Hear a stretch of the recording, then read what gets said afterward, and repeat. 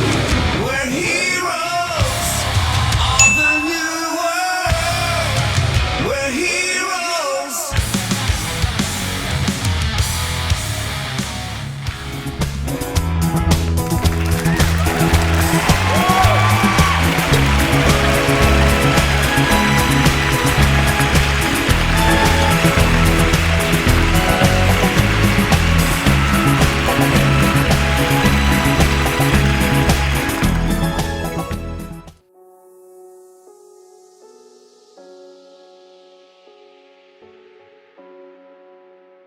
Selina Kyle made her debut as the Cat in Batman #1 in the spring of 1940.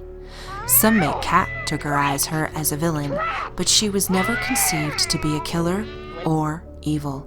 There are even times in her history when Selina gave in to her own conscience to help rescue innocent lives.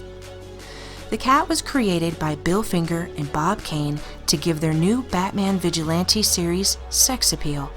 And dare I say, boys, mission accomplished. She was ranked 23rd in the Comic Buyer's Guide 100 Sexiest Women in Comics. With a bullwhip in hand, more curves than the Monaco Grand Prix, and let's not forget that tight leather outfit, she's Gotham's #1 jewel thief and love interest to the Dark Knight. Her modus operandi is a flirtatious cat and mouse game with Batman, with him often playing along and letting her get away in the end. Bob Kane was an avid movie fan, and his love for film provided the impetus for several Batman characters, among them Catwoman. His inspirations for Catwoman was drawn from multiple sources, including Jean Harlow, Hedy Lamarr, and Kane's own cousin, Ruth Steele. In Batman Comics #3, Selina dons her first costume piece and officially goes by Catwoman, and once again escapes Batman. It wasn't until issue 62 that we get Catwoman's first tease of any origin story. She reveals that she was an amnesiac flight attendant who turned to crime after suffering a blow to the head during a plane crash. This revelation came after another blow to the head during her capture within the Batcave. Yet, would you expect anything less from Catwoman? Or, of course, DC Comics, when in The Brave and the Bold issue #197, she admits to making up the whole story as to excuse her whole past life of crime. Selina did reform, but then turned back to a life of crime. Can you ever really trust a cat?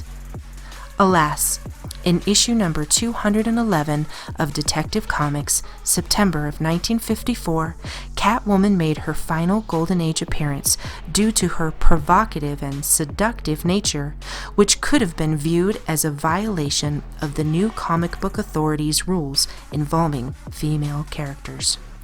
Her Silver Age revival can no doubt be attributed to her portrayal by sex kitten Julie Newmar. I say it's crazy.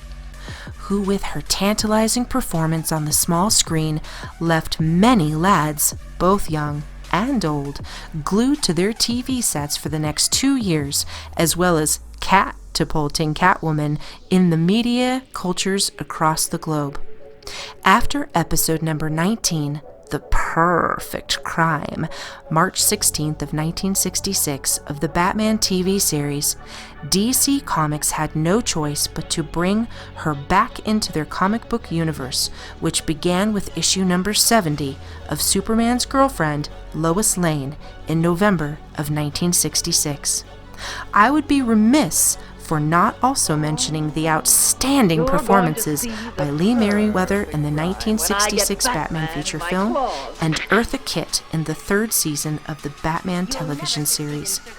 Catwoman thrived throughout the 1970s and 1980s and beyond, being one of a handful of DC comic females receiving many self-named comic book series. Before moving on to our number 3 on our list, we must mention one performance post-crisis that is the greatest screen portrayal of Catwoman to date, and that is by Michelle Pfeiffer.